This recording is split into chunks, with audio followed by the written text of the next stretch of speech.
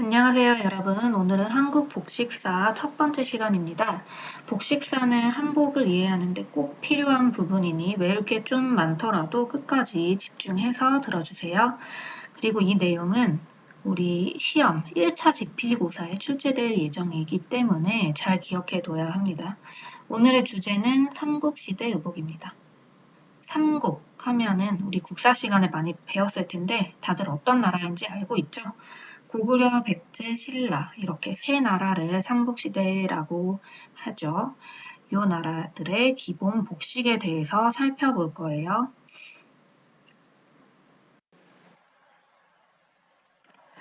자, 삼국시대의 기본 복식의 구성에 대해서는 일단은 꼭 알아야 될 용어들이 있습니다. 하나씩 이 용어들에 대해서 정리를 해볼게요. 자, 일단 요 그림 남자 복식의 그림을 한번 보시면 자, 첫 번째 머리에 쓰고 있는 이 모자 이름은 관모라고 하고요. 머리에 쓰는 모든 형태의 모자를 관모라고 통칭했습니다. 자, 그 다음 두 번째 남자가 입고 있는 이 위에 상의 저고리죠. 저고리를 한자로 유라고 합니다. 이 한자 용어를 알아두셔야 돼요. 자, 그리고 저고리 위에 입은 겉옷, 두루마기죠. 두루마기를 포라고 하고요. 자, 이런 저고리와 포는 허리띠를 메어서 입었습니다. 허리띠는 대라고 합니다. 자, 그리고 아래로 내려오면 자, 저고리나 포 종류의 모든 겉옷에는 이렇게 다른 색깔의 천으로 장식이 되어 있어요. 끝부분에 장식이 되어 있죠. 이러한 장식은 선이라고 하고요.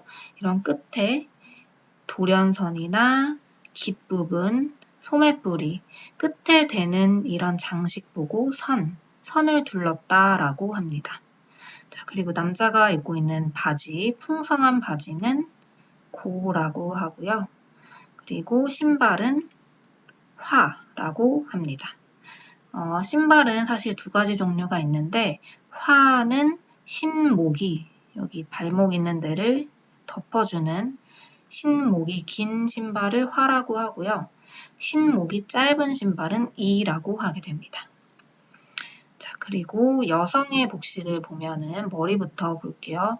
여성의 머리에 쓰고 있는 이 두건 같은 것, 건이라고 하고요. 그리고 귀걸이를 예쁘게 하고 있죠. 귀족들이 보통 이런 장식을 할 수 있었다고 해요. 그리고 마찬가지로 유라고 하는 겉옷, 저고리를 입고 있고요. 선을 두르는 게 이때 삼국시대의 유행이었습니다. 그리고 여성들은 상이라고 하는 치마를 입었죠. 자, 우리가 배우는 한복이랑은 조금 다른 모습이죠. 삼국시대에는 이렇게 긴 기장의 저고리와 풍성한 바지, 치마를 입었다. 기본적인 명칭 기억해 둡시다.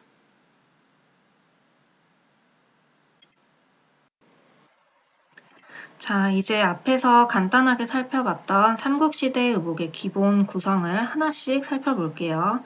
먼저 가장 기본적인 요소, 저고리, 유라고 하죠.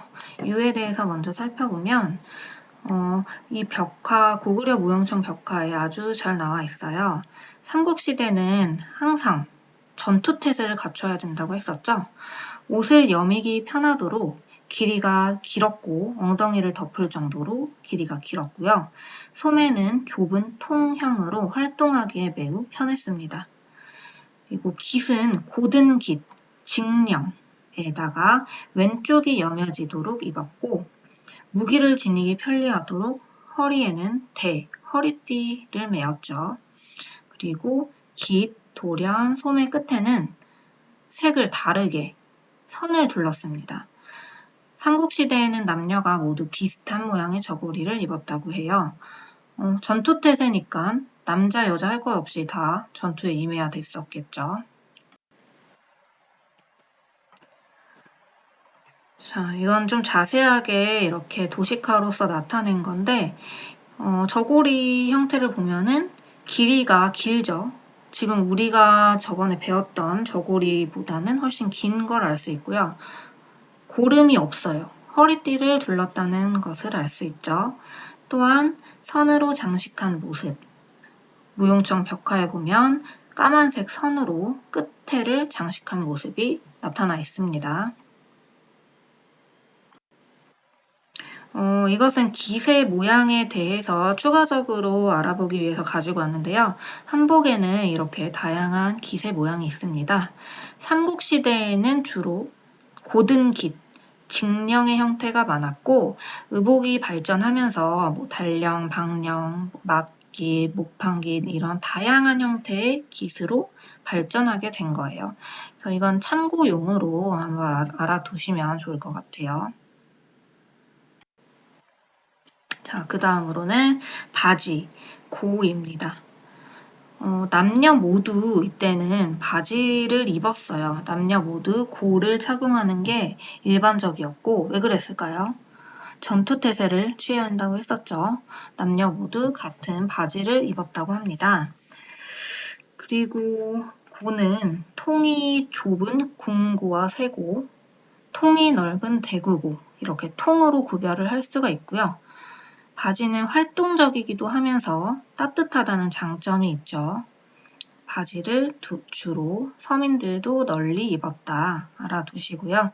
옆에 보시는 그림은 삼국시대의 사신이에요. 고구려, 신라, 백제 순서인데 약간 나라별로 옷의 형태가 다른 것을 알 수 있죠.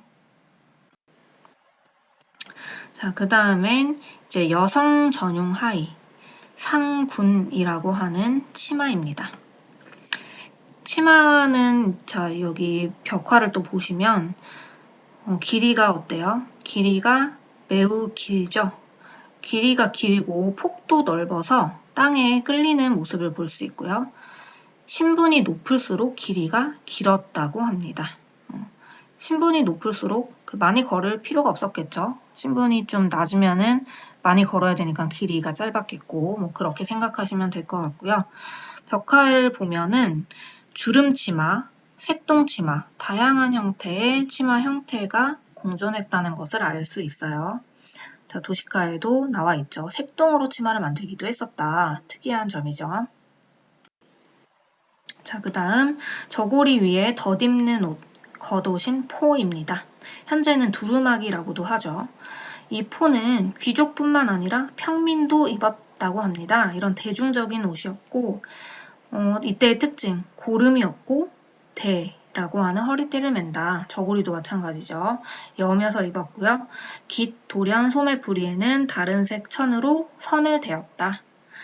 장식을 했고 또 계급이 만약에 높다 하면 삼국시대의 특징적인 점 중에 하나가 옷 고름이 없고 대라고 하는 허리띠를 메었다는 점이었죠. 이 대는 의복을 여며주기도 하면서 품계, 계급을 구분하는 목적이 있었다고 해요. 보통은 앞에서 묶어주는데 여자의 포는 저고리 매듭, 앞에서 저고리 매듭을 묶었을 테니까 겹쳐지면 너무 두꺼워지겠죠? 그래서 뒤에 맨 형태를 벽화 보시면 볼 수 있고요. 자, 그 다음 머리에 쓰는 일종의 모자, 관모입니다. 관모는 두건의 일종이죠. 건에서부터 출발을 하는데요. 맨 처음에는 실용적인 목적, 머리카락이 흘러내리지 않기 위해서 건으로 머리를 올린 거 첫 번째, 건귀기라는 여성의 두건 보이시죠? 여기서부터 출발을 했다고 해요. 그리고 이 건에 조금씩 장식적인 요소가 더해지면서 모로 발전을 하였고 여기에 사회적인 요소인 의례, 계급, 상징을 표시하면서 관으로 발전했다고 합니다. 자, 두 번째 그림 보시면 새의 깃털이 두 개가 달려있는 관 보이죠?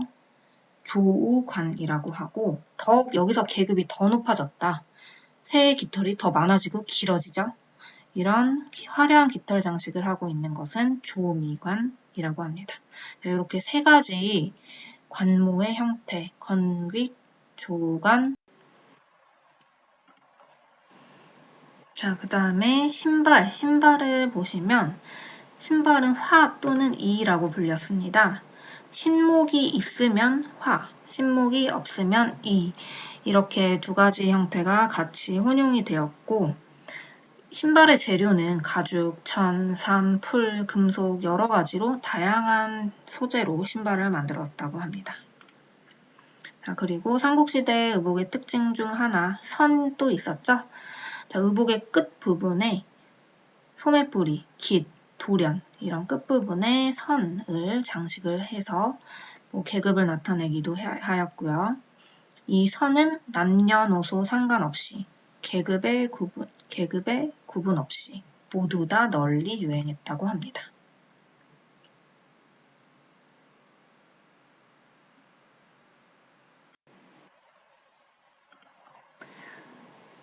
자, 이렇게 삼국시대 의복의 기본 구성에 대해서 쭉 같이 살펴봤는데요. 사회적인 배경에 대해서 간단히 설명하자면 삼국시대는 계층 구분이 매우 뚜렷한 귀족 중심의 신분제 사회였어요. 따라서 복식이 신분의 차이를 나타내는 하나의 수단이 될 수 있었겠죠. 계급이 높으면 좀 더 화려한 의상, 화려한 소재를 사용한다든지 화려한 문양을 쓴다든지 계급이 낮으면 색을 하나밖에 못 쓴다든지 이렇게 복식이 신분의 차이를 나타냈다 기억해 두시고 또 우리 복식이 어디로부터 왔냐 기원을 따지자면 서북방, 몽골족에서부터 왔다고 해요. 몽골족은 기마민족, 말을 타고 다니는 민족이었죠. 떠돌아다니던 민족인 거 알고 계시죠? 기마민족들이 입던 호복, 계통의 의복에서부터 우리 옷이 유래가 되었다고 하고요. 말을 타고 사냥하는 데 매우 편하고 팔, 다리, 몸통을 매우 잘 감싸주죠. 이러한 저고리와 바지가 기본 구성이었고 이런 저고리, 바지 같은 몸을 감싸주는 의복 형태를 체형형이라고 합니다. 동시에 여름에는 입고 벗기 편하도록 앞에서 벌어지는 전개형, 이렇게 두 가지 형태로 발달이 되어 왔습니다. 자, 이제 나라별로 간략하게 살펴보자면 고구려 민족의 복식은 무풍적인 기상이 많이 느껴졌다고 해요. 무풍적이라는 게 뭐냐면 그 고구려 벽화에서도 사냥하고 있는 벽화 봤죠? 사냥하고 춤추고 이렇게 활동적이면서 이렇게 전투를 좋아하는 그런 민족이 고구려 민족이었어요. 그래서 소매가 넓은 저고리, 폭이 넓은 바지, 이렇게 넓은 바지와 저고리를 주로 입었고 보면은 색과 그런 옷에서 풍겨지는 분위기가 굉장히 남성적이라는 걸 알 수 있어요. 백제나 신라에 비해서 조금 무풍적, 남성적인 성격을 가지고 있는 옷이 고구려의 옷입니다. 또 왕의 옷을 보면 굉장히 화려하죠. 왕은 신분이 가장 높은 사람이었으므로 색도 가장 많이 쓸 수 있었겠죠. 5가지 색상의 우체복을 입고 있고 금태를 두른 관을 쓰고 검은 가죽신을 신었다. 가장 화려한 옷을 입을 수 있었던 사람이 바로 왕이었고요. 계급에 따라서 옷이 점점 높아질수록 화려해지죠. 계급이 높아질수록. 서민들은 거의 색을 많이 못 썼다. 그냥 서민들의 모습을 보면은 그냥 이런 삼배, 이런 자연의 색을 주로 쓰고 있죠. 자, 그 다음에 이제 백제의 옷을 보면 백제는 고구려에 비해서 섬세하고 우아한 특징을 가지고 있어요. 고구려에 비해 크게 화려하지는 않죠. 크게 화려하지는 않지만 좀 섬세하고 우아한 그런 느낌을 가지고 있고 복식의 계급적 분화가 비교적 빠르게 이루어진 편이라고 해요. 관모, 대, 색상 이런 여러 가지 형태로 계급의 등위를 나타내서 계급이 높아질수록 화려한 장식을 많이 하고 그 장식이 많아지죠. 계급이 낮을수록 옷이 거의 자연색에 가까운 거의 색이 없는 그런 자연색을 많이 입었다고 하죠.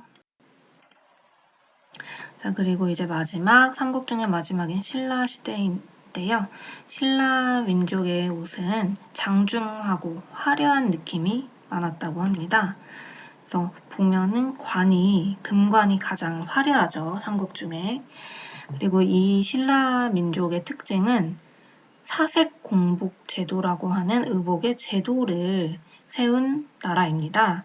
사색 공복 제도가 뭐냐? 신분에 따라서 4개의 등급으로 옷을 나눈 거예요. 그래서 우리 고유의 의복을 4개로 나누어서 입었다고 하고, 또한 진덕여왕 시기에는 당나라의 옷이 유행을 했어요.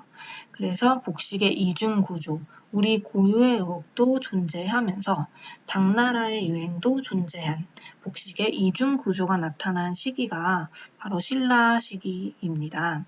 이 복식의 이중구조는 중요한 용어이니까 기억해 두도록 합시다. 자, 지금까지 삼국시대 의복에 대해서 알아보느라 고생이 많았고요. 자, 삼국시대 다음에는 어떤 시대가 올까요? 삼국이 통일이 되죠. 어떤 나라가 통일을 시키나요? 통일신라 시대입니다. 다음 온라인 시간에는 통일신라 시대, 고려시대, 이 두 시대의 복식에 대해서 살펴볼 거예요. 삼국시대에 비해서 좀 더 화려해지고 좀 더 재미있으니까 기대해 주시고, 시험 범위도 시험이 7월 말에 있죠. 시험 범위도 고려시대 의복까지가 됩니다.